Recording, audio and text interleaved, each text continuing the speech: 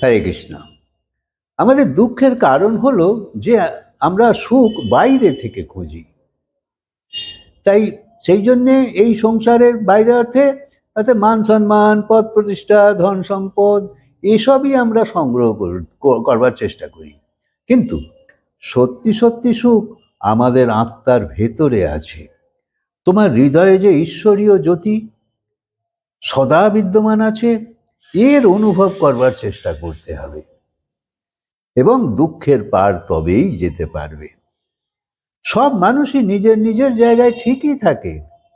বাস্তবিক সংঘর্ষ ভুল এবং ঠিকের মধ্যে হয় না, বরং ঠিক এবং ঠিকের মধ্যে হয়। কারণ যখন দুজনেই ঠিক বলছে তখনই তো বিবাদ হয়।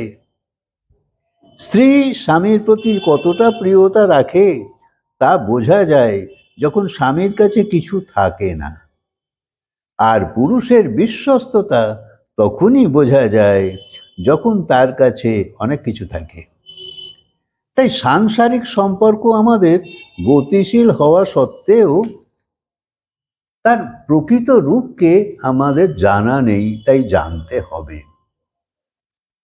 মানুষের সফলতা তখনই আসতে থাকে যখন সে প্রায় সঠিক নির্ণয় নিয়ে চলেছে। তখন যদি ভুল হয় বা হচ্ছে তো কেউ কেউ সমালোচনা তো করতেই পারে। যদি দেখো প্রশংসা পাচ্ছ তো তা প্রেরণাদায়ক, আর যদি নিন্দা শুনতে হয় তো বিগড়ে না গিয়ে সাবধান হতে শেখো। আসলে যে তোমার ভুল ধরিয়ে দিচ্ছে মনে মনে তাকে সুহৃদ মানো। অনেক সময়ই আমাদের মন ভারাক্রান্ত থাকে কোনো ভাবনাকে নিয়ে, তখন সামান্য কাজকেও বেশি মনে হয় আর করতে ইচ্ছে করে না। এই টেনশন তোমার খুশিকে হরণ করে নেয়।